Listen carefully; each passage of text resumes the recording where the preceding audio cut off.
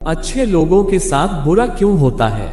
चलिए आपको पुराणों में वर्णित एक कहानी सुनते हैं जो आपको बताएगा कि हर जीव को उसके काम के अनुसार फल मिल। अगर कोई अच्छे काम करता है तो उसे अच्छे फल मिलते हैं और बुरे काम करने वाले दुखी होते हैं। श्री कृष्ण ने बताया कि एक बहुत धार्मिक था और हर दिन मंदिर जाकर भगवान की पूजा करता था। लेकिन दूसरा आदमी जो नास्तिक था, हर दिन मंदिर जाता था और बहुत किसी का जूते चप्पल चुरा कर उस पैसा से दाल खरीदता था।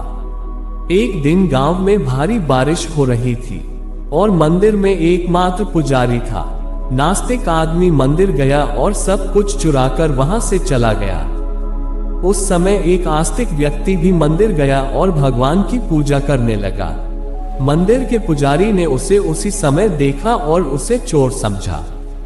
वह गांव के बाकी लोगों से बचकर भागने लगा। वह भागते भागते एक खंभा में टकरा गया और घायल हो गया। मंदिर में चोरी करने वाला व्यक्ति आस्तिक को मिला और पूजा करने वाला आदमी नास्तिक हो गया। कल बीतने पर भी करोड़ पाप कर्म से नष्ट नहीं होते।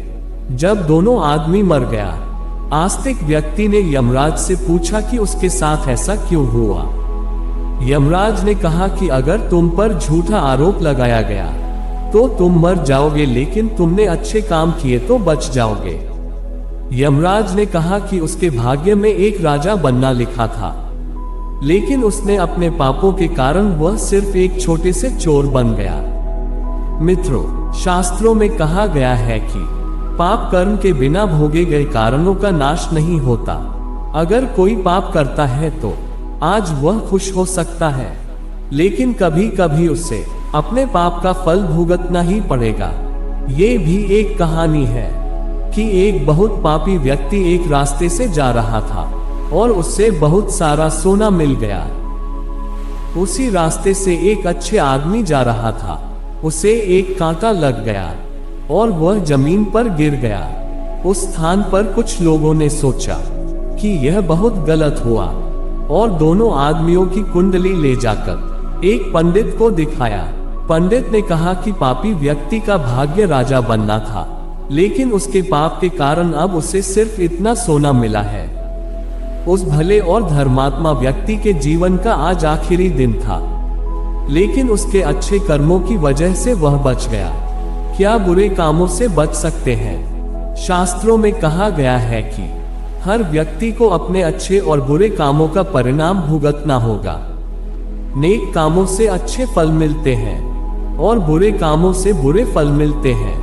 हमें अच्छे और बुरे दोनों कामों का परिणाम भोगना ही पड़ता है। भगवान श्री कृष्ण ने भगवत गीता में कहा कि कर्म की गति को समझना आसान नहीं है। इसका अर्थ यह है कि यह समझना बहुत मुश्किल है कि किस जन्म में हमने क्या किया है और उसका क्या फल मिलेगा। यह संभव है कि आपने हजारों जन्मों पहले किया होगा, जिस पाप के कारण आज आपको इतना बुरा हुआ है।